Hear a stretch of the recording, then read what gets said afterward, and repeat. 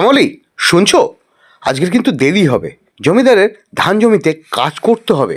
লোকটা যা করা, একটু এদিক ওদিক হলেই বেতন কেটে নেবে। তোমার ওই সহজ সরল স্বভাবটাই কাল হয়েছে। জমিদার মশাই তো বাঘের মতো ওত পেতে থাকে, কার কাছ থেকে কি কেড়ে নেওয়া যায়। সাবধানে থেকো, পাওনা গন্ডা বুঝে নিও। আরে না না, আমি খুব সতর্ক থাকবো। দেখি আজ আমায় কি করে ঠকায়।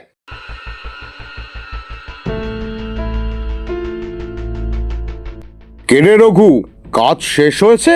আগে হুজুর, মাঠের সব ধান কাটা শেষ। আপনি আগের মাসে যদি পাওনাটা দেন। পাওনা দেবো দেবো, তবে একটা শর্ত আছে। তুই যদি আমার একটা ধাঁধার উত্তর দিতে পারিস তাহলে তোকে দ্বিগুণ মজুরি দেব, আর যদি না দিতে পারিস তাহলে সারা বছর তোকে বিনে পয়সায় কাজ করতে হবে। কি রাজি? কি দাদা হুজুর? কোন জিনিস দেখতেও ভালো আর খেতেও ভালো, কিন্তু তার কোনো ছায়া নেই? ইয়ে মানে ওই আম না, কাঁঠাল না না, ছায়া তো সবারই আছে হুজুর। আমাকে একটু সময় দিন। ঠিক আছে, কাল সকালের মধ্যে যদি উত্তর না দিতে পারিস তাহলে তোর কপালে দুঃখ আছে।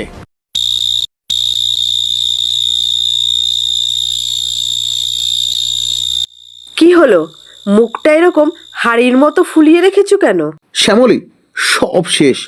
জমিদার মশাই এমন একটা ধাঁধা ধরেছে, আমি তার উত্তর খুঁজেই পাচ্ছি না। ওরে আমার কপাল, এই সামান্য কথা!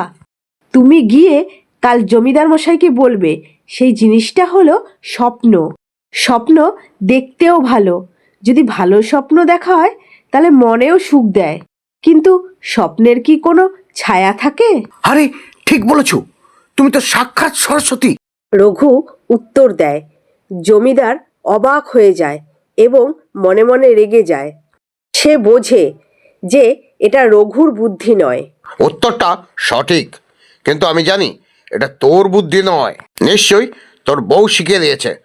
তোর বউকে বলবি, সে যদি এতই চালাক হয় তাহলে তাকে আমার কাছে আসতে বলবি, কিন্তু শর্ত আছে। সে না আসবে পায়ে হেঁটে, না আসবে গাড়িতে করে, সে না আসবে মাঠ দিয়ে, না আসবে রাস্তা দিয়ে, আর সাথে নিয়ে আসবে এমন একটা জিনিস যা আমি চাইলেও ধরতে পারবো না। পরের দিন সকাল, গ্রামের মানুষ ভিড় করেছে। শ্যামলী এক অদ্ভুত বেশে হাজির। শ্যামলী একটা বড় গাধার পিঠে আধা বসা অবস্থায় এসেছে। সে মাঠের মাঝখান থেকে না এসে আল বরাবর এসেছে। বা গাড়িতেও আসনি, মানলাম তুমি হেঁটে আসনি, কিন্তু আমার সেই উপহার কোথায় যা আমি ধরতে পারবো না? এই নিন হুজুর, এই নিন হুজুর, আপনার উপহার, ধরুন একে। এ কি করলে? পাখি তো উড়ে গেল, আমি ধরবো কি করে একে? ঠিক তাই হুজুর, আপনিই তো বলেছিলেন এমন কিছু আনতে যা আপনি চাইলেও ধরতে পারবেন না। আমি আপনার হুকুম পালন করেছি মাত্র। গ্রামের মানুষ হাততালি দিয়ে ওঠে। জমিদার নিজের বোকামিতে লজ্জা পায় এবং রঘুর সমস্ত পাওনা মিটিয়ে দিতে বাধ্য হয়। শ্যামলী আর রঘু হাসি মুখে বাড়ি ফিরে যায়।